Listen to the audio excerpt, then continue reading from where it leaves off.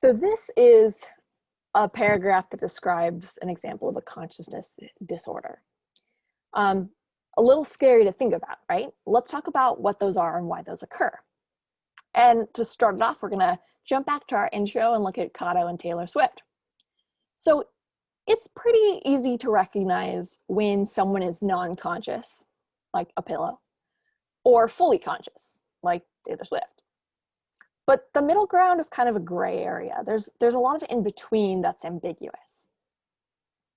So this can kind of get divided up depending on different things that are happening. So we can split this area into whether or not they kind of have awareness or they're awake or not. First, we're going to talk about people in a coma who aren't considered awake or aware, but aren't as obviously non-conscious as an inanimate object. They might show signs of kind of waking. And if they start to show these reflexive movements, they move into what we call a vegetative state, which is when you are considered awake but still lack awareness. And then lastly, we'll briefly touch on when you have no voluntary movement, but otherwise the same awareness and awakeness as someone who's fully conscious. This is what we call locked-in syndrome, and it's what was described in the paragraph in the last slide. They often call it a pseudocoma because it looks like you're in a coma, but in fact, you're fully conscious. It's not in your book, but I think it's pretty fascinating. So we're going to cover the first two, a coma and vegetative state, a little bit more in depth.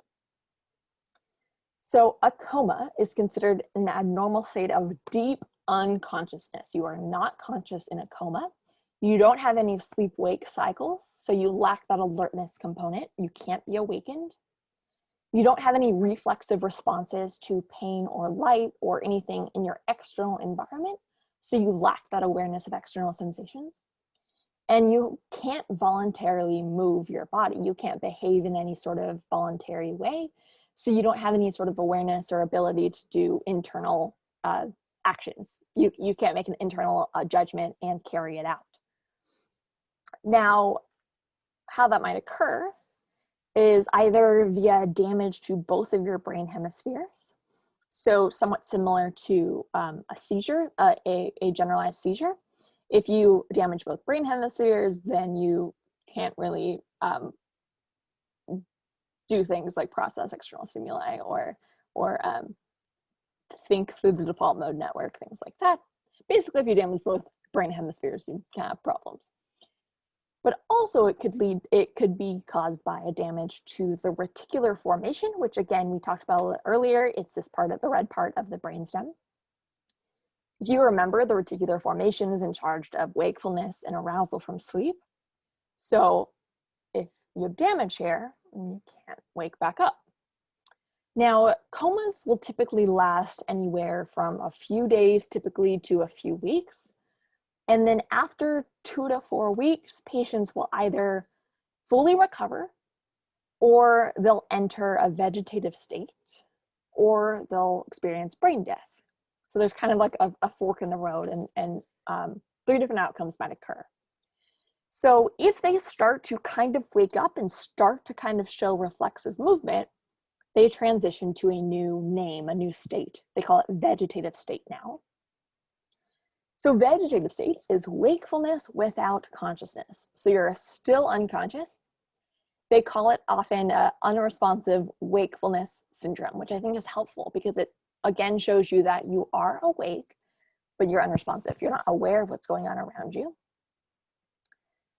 These individuals awaken from their coma, but only show reflexive behavior, which means, for instance, they're able to blink their eyes if they're startled by a loud noise or flashed light in front of their face. They're able to withdraw their hand if it's squeezed too hard. These kinds of actions that we talked about a little earlier as spinal reflexes. These are actions that do not need to go all the way up to your brain to occur. So this is why even if you have disorder in your brain that's causing this vegetative state, you're still able to make these movements with your spinal cord. But importantly, they're not aware of their surroundings. It's a little bit debatable depending on what textbook you read. But ultimately, they're not voluntarily interacting with their environment. They're not aware of what's going on outside of reflexes. If they start to become voluntary, though, if they kind of start to be able to recognize and do things on their own free will, they enter what we call a minimally conscious state. So not a term you need to know, but kind of there's a hierarchy of how things travel. So you get a different name depending on kind of what your functionality is. And then lastly, I'm going to touch on this briefly because I think it's really cool, but again, it's not covered in your book, so you don't need to know this in depth. But locked-in syndrome. So this is a condition in which an individual is unable to move any muscle of their body. It's like they're trapped in that box, but they're fully conscious. They have normal sleep-wake cycles, so their body is still operating in that circadian rhythm, but it looks like a coma. That person looks like they're unable to move or think or do anything, but they still maintain their full cognitive ability and their full sensation. Now, you might be wondering, how on earth can you differentiate someone from a coma from someone with locked-in syndrome? How can you tell if someone who is in a coma has full cognitive ability or not? Well, neuroimaging studies have provided some pretty clever ways of testing it. So here's an example. We talked about fMRI a little bit earlier in the neuroscience chapter. fMRI is used to kind of tell us what brain regions are active during a task. And as we talked about in the neuro lecture, we know that brain regions do different things. So for instance, you have like a motor area that is active when you're playing tennis, when you're doing movement. You also have spatial navigation areas that are active when you're inside of or navigating a scene, if you're navigating around your home, this kind of scene area. But not only are these brain regions active when you're doing the thing, they're also active when you're even imagining doing the thing. Sort of like a mirror neuron type of situation, but not quite. So even imagining it can lead to activation here. So we can use this to our advantage.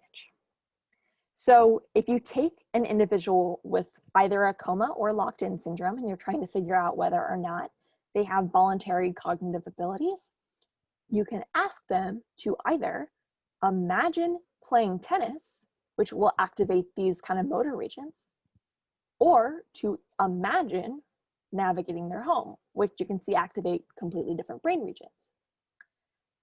The way you can use that to your advantage is you can use that to answer yes or no questions. So you can say, you can interact with the patient and say, if the answer is yes, I want you to imagine playing tennis. If the answer is no, I want you to imagine navigating your home. So if you're interacting with someone who is in a coma, they won't be able to complete this task. They won't show brain activity that looks even remotely similar to controls. But if you have someone who has full cognitive ability, who's locked in, you'll see brain regions light up in patients just like they would in controls. So this is a way that people who are locked in and can't vocalize words can still kind of communicate with people around them.